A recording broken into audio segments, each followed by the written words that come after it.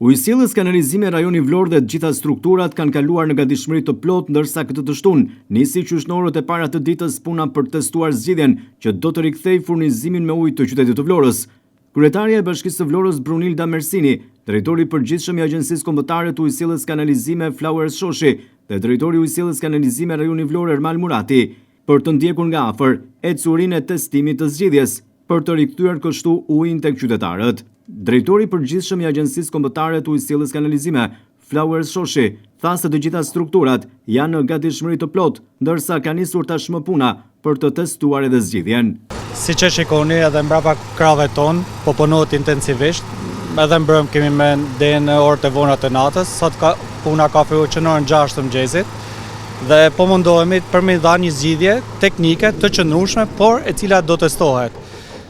Të vështirë bën pozicioni shumë i vështirë tubacionit, dimensioni i tubit i cili është i veçantë dhe është një mish dhe është i vetmi në Shqipëri këtë tip dimensionit dhe është në qytetin e Vlorës, është implementuar në qytetin e Vlorës.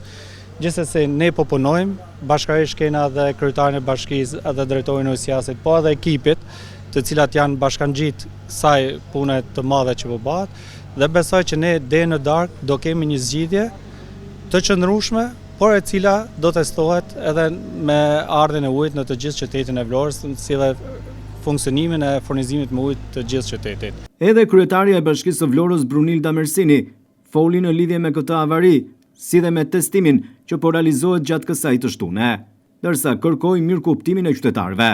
Qënë se zgjidhja është specifike edhe në kushte të vështira teknike, do të jetë provizore. Ne do ndryjmë përsëri këtu për një zgjidhje më të qëndrueshme, pra po kërkohet të testohet një zgjidhje provizore në mënyrë që ditët e vitit të ri dhe festat mos pengohet furnizimi me ujë. Duhet mirëkuptimi i gjithë qytetarëve, ne e dimë dhe sytë edhe veshët e gjithë qytetarëve janë drejt pyetjes kur do të vijë uji, sepse e kuptojmë vështirësinë, por ndërmarrja ka marrë masa të gjitha institucionet shtetërore që kanë vështirësi, do të furnizohen me bote, edhe po ashtu jemi të ndjeshëm dhe për çdo lloj situate tjetër në gjithë familjet që kanë situata specifike. Kërkohet mirëkuptim, edhe duhet kuptoni që të gjithë jemi të shqetësuar. Këtu është pak të thuhet orët e vona të natës, po është punuar edhe për bazën materiale, duke qenë se ashtu siç drejtori tha, këto janë materiale të cilat i përkasin vitet 2009, edhe për këtë jemi në vështirësi.